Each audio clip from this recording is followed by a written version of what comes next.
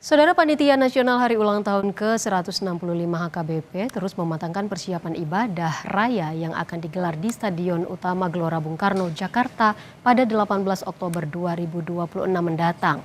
Panitia bersama pimpinan pusat HKBP meninjau langsung untuk memastikan seluruh rangkaian ibadah dan perjamuan kudus bagi ratusan ribu jemaat warga HKBP berjalan hikmat dan lancar.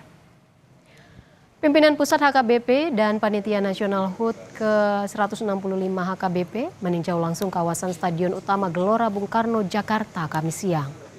Peninjauan ini dilakukan untuk memastikan kesiapan lokasi ibadah raya.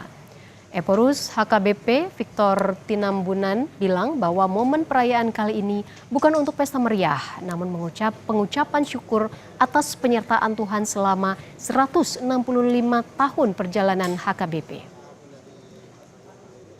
Jadi kami sengaja datang ke GBK ini karena sudah direncanakan akan dilaksanakan ibadah pengucapan syukur 165 tahun HKBP 18 Oktober nanti.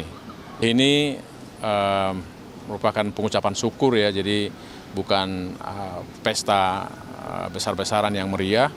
Lebih menekankan ibadah pengucapan syukur, mengingat bagaimana Tuhan mengutus para misionaris dulu dan HKBP sampai sekarang tetap dipimpin oleh Tuhan dan bisa menjalankan misinya. Juga mengundang pimpinan-pimpinan gereja bahkan dari berbagai belahan dunia, karena kita bagian dari Lutheran dunia, jadi Eporus juga mengundang para denominasi dari berbagai agama, termasuk juga agama yang ada di Indonesia.